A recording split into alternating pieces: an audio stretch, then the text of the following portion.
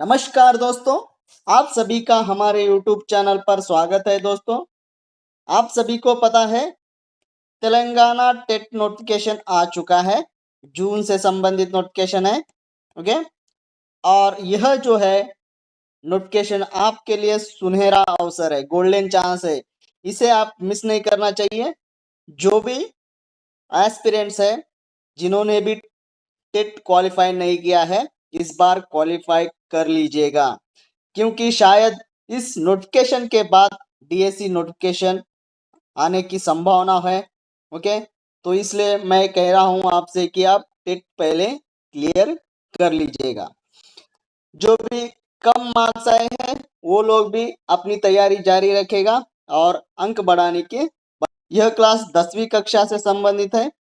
कुछ क्लास हम जो है प्लेलिस्ट में रखे हुए हैं, हमारे क्लासेस है उसमें, आप वहां पे जाके देख सकते हो।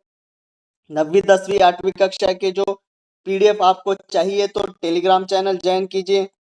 टेलीग्राम चैनल पर आपको जो है पीडीएफ फ्री में मिल जाएंगे। टेलीग्राम चैनल का लिंक जो है हम डिस्क्रिप्शन में दे देंगे। बस आपको कुछ नहीं करना है, ज्वाइन करना है। वहां से जो है टेट से संबंधित जो भी पीडीएफ है वहां से डाउनलोड करके आप जो है अपनी तैयारी कर सकते हैं और प्रैक्टिस भी कर सकते हैं जितना हो सके। इस बार जो है 10वीं और 9वीं और 8वीं कक्षा से संबंधित पूरी पीडीएफ जो है टेलीग्राम चैनल पर अपलोड कर दिया जाएगा। ओके, हो सके तो पूरी जो है क्लासेस अपलोड कर दिया जाएगा। आप अपनी तैयारी जो है जारी रखिएगा। यह जो क्लास 10वीं कक्षा से संबंधित है, यह दूसरी क्लास है, हमारी दूसरी क्लास है टेट से संबंधित। ओके, दूसरी क्लास है। इस पे हम यहाँ पर जो है एमसीक्यू सीरीज करवा रहे हैं। एमसीक्यू सीरीज जो है करवा रहे हैं। अगर आपके पास तेलंगाना से संबंधित सोशल स्टडीज हिंदी किताब अगर आपके पास मौजूद होगा तो आप जो है वहां से पढ़कर पूरे चैप्टर वाइज एमसीक्यूज मिल जाएंगे आपको।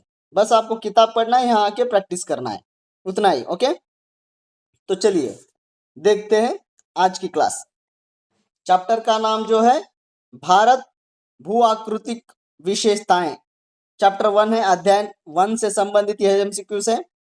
पहले क्लास में भी हमने ये एमसीक्यूज करवा रखे हैं, उसे भी आप देख लीजिएगा। ओके, पहला क्वेश्चन आज का जो देखिए यहाँ पे दिया हुआ है, भारतीय भूभाग किस प्राचीन भूभाग का हिस्सा था? तो ए अंगारा, बी गोंडवाना भूमि, सी यूरेशियन भूमि, डी अफ्रीकी भूमि। तो यह जो भारतीय भूभाग है, हमारा जो भारत का भूभाग है, वह प्राचीन भूभाग का हिस्सा था। वो कौन सा प्राचीन भूभाग था? तो इसका सही उत्तर देखिए सी है। कौन सा था? तो यूरेशियन भूमि। अगर आप किताब पढ़ोगे तो ये प्रश्न आपको देखने को मिल जाएगा, वहां पे जो है आपको लिखा हुआ यह किताब में मिल जाएगा। तो इसका जो सही उत्तर है वह है बी, सॉरी बी है इसका सही उत्तर, सी नहीं, बी गोंडवाना भूमि। तो इसका सही उत्तर जो है बी है। अगला प्रश्न देखिए, विश्व के भूखंडों का उद्गम किन दो विशाल भूभागों से हुआ है? विश्व के भूखंडों का कितने भूखंड है धरती पर, वो हमें कमेंट में बता दीजिएगा। ओके, कमेंट में जरूर बताना। तो ए है एशिया और अफ्रीका, बी है अंगारा और गोंडवाना, सी है यूरोप और एशिया, डी है अमेरिका और अफ्रीका। ये प्राचीन भूभाग की बात हो रही है यहाँ पे। ओके, प्राचीन। तो इसका सही उत्तर जो है वो भी बी अंगारा गोंडवाना जो है इसका सही उत्तर बी है। अगला प्रश्न देखिए, भारतीय प्लेट किस दिशा में सरक कर यूरेशियन प्लेट से टकराई? तो भारतीय जो प्लेट थी वो पहले भूखंड विभाजित होने से पहले, तो उससे पहले वो किससे, वो प्लेट जो है किसे जाके टकराई, तब जाके उसका विभाजन हुआ। तो इसका उत्तर ए दक्षिण, बी पश्चिम, सी उत्तर पूर्व, डी पूर्व। तो इसका सही उत्तर जो है सी उत्तर पूर्व। ओके, इसका सही उत्तर जो है सी है। पर्वतों का विकास किस प्रक्रिया से हुआ है? जो भी पर्वत हमें देखने को मिल रहा है भारत में, तो उसका विकास जो है किस प्रक्रिया से, तो किस प्रोसेस से हुआ है? ए अपरदन, बी निक्षेपण, डी सी मोड़दार, डी अपक्षय। तो इसका सही जो उत्तर है वह है सी मोड़दार, इसका सही उत्तर है। अगला प्रश्न देखिए, हिमालय पर्वतों का वर्तमान रूप किसका परिणाम है? तो वर्तमान रूप जो हिमालय जो है उसका जो वर्तमान रूप हम देख रहे हैं ये किसका परिणाम है? ये ज्वालामुखी आई है इसलिए हिमालय पर्वत बने हैं, बी मोड़दार प्रक्रिया द्वारा बना है, सी वर्षा प्रक्रिया द्वारा, डी भूकंप प्रक्रिया द्वारा जो है हिमालय पर्वत बने हैं। उसके लिए हम वो आज जो देख रहे हैं हिमालय वो किसका स्वरूप है, किसका परिणाम है, सॉरी किसका परिणाम है? तो इसका जो सही उत्तर है वो है बी मोड़दार प्रक्रिया। ओके, आगे बढ़ते, अगला प्रश्न देखिए, उत्तरी समतल भारतीय मैदान का निर्माण किससे हुआ है? उत्तर का जो उत्तरी समतल भारतीय मैदान है वह उसका निर्माण किससे हुआ है? ये लावा, ये समतल भारतीय मैदान कहाँ पर स्थित है? हमें कमेंट में बता दीजिएगा दोस्तों, कहाँ पे हमें ये मैदान देखने को मिलता है, उस राज्य का नाम हमें कमेंट में बता दीजिएगा। ओके, तो देखिए, तो ये लावा, बी तलछट, सी चट्टाने, डी खनिज। तो इसका जो सही उत्तर है वह है बी तलछट। ओके, बी तलछट जो है इसका सही उत्तर है। ये तलछट किसे कहते हैं हमें कमेंट में बता दीजिएगा। ओके, देखिए अगला प्रश्न देखिए, तलछट के द्वारा भारतीय मैदान का निर्माण हुआ है, तलछट किन नदियों द्वारा लाई गई है? ये तलछट जो है किस नदी द्वारा आया है और उससे जो है मैदान निर्माण हुआ है? तो ये केवल प्रायद्वीपीय, बी केवल हिमालय, सी हिमालयी और प्रायद्वीपीय, डी तटीय समुद्र। तो इसका सही उत्तर जो है किन नदियों द्वारा लाया गया है? तो इसका सही उत्तर जो है सी हिमालयी और प्रायद्वीपीय नदियों द्वारा जो है ये तलछट जो जो लाया गया है। ओके, अगला प्रश्न देखिए, भूखंडों में प्रायद्वीपीय पठार कैसे भूखंड है? ये प्रायद्वीपीय जो पठार है वो किस तरह के भूखंड है? कहने का मतलब है किस तरह के भूखंड है? ये नवीन, बी अति प्राचीन, सी कृत्रिम, डी ज्वालामुखीय। तो इसका सही उत्तर जो है ये अति प्राचीन भूखंड है।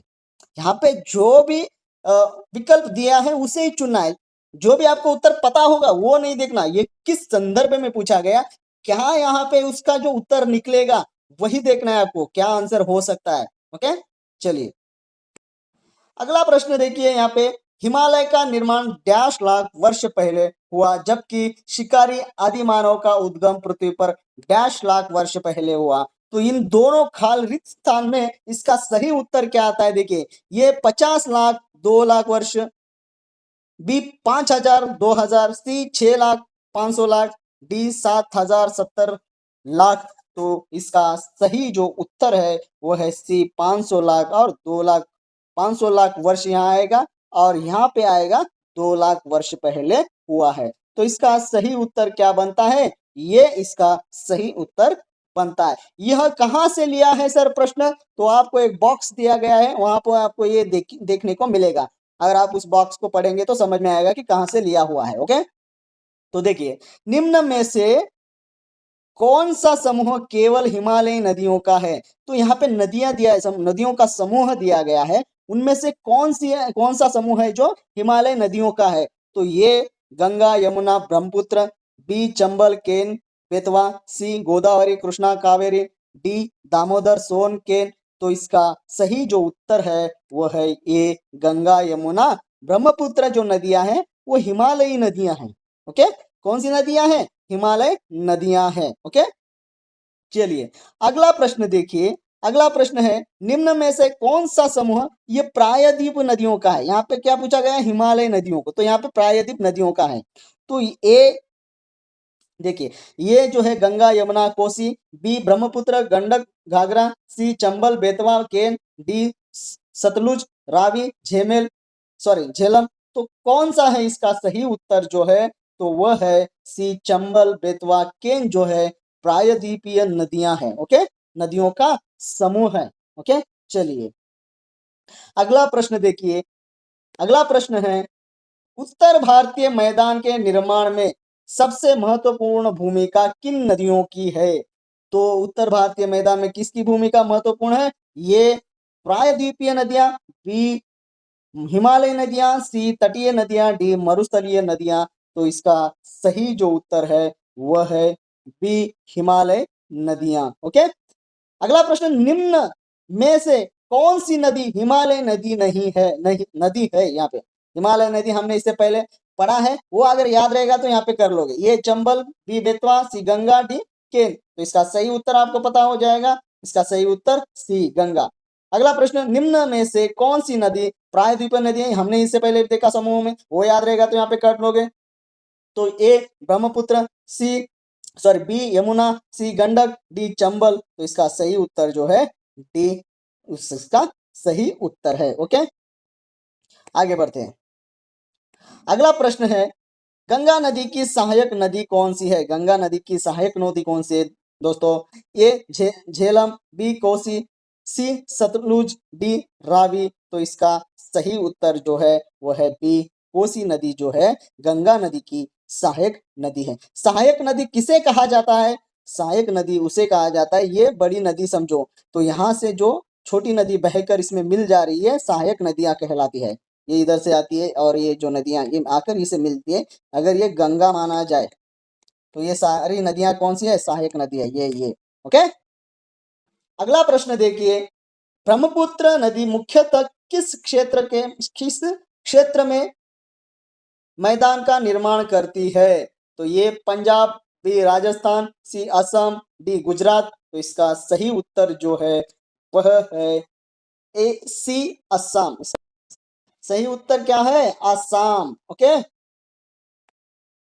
अगला प्रश्न देखिए, निम्न में से कौन सी नदी प्रायद्वीपीय होते हुए भी उत्तर भारतीय मैदान के निर्माण में सहायक है? ये इस तरह के प्रश्न ज्यादातर पूछे जाते हैं, इसको याद रखिए। तो ये गोदावरी, बी कृष्णा, सी चंबल, डी कावेरी। तो इसका सही उत्तर जो है वह है सी, इसका सही उत्तर है चंबल जो है इसका सही उत्तर है। अगला प्रश्न, हिमालय नदियों की विशेषता क्या है? तो हिमालय नदियों की विशेषता देखिए यहाँ पे दिया हुआ है। ए मौसमी होती है, बी वर्ष भर जल प्रवाहित करती है हिमालय नदियां, सी केवल वर्षा पर निर्भर होती है हिमालय नदियां, डी समुद्र में नहीं गिरती। तो इसका सही उत्तर क्या होगा? इसका सही उत्तर जो है बी वर्ष भर जल प्रवाहित करती है हिमालय नदियों की विशेषता है। ओके, अगला प्रश्न, दामोदर नदी किस श्रेणी में आती है? ए हिमालय नदी, बी प्रायद्वीपीय नदी, सी तटीय नदी, डी अंतस्थलीय नदी। तो इसका सही जो उत्तर है वो है बी प्रायद्वीपीय नदी। ओके, अगला प्रश्न देखिए, अगला प्रश्न आखिरी प्रश्न आज का, उत्तर भारतीय मैदान की उर्वरता का मुख्य कारण क्या है?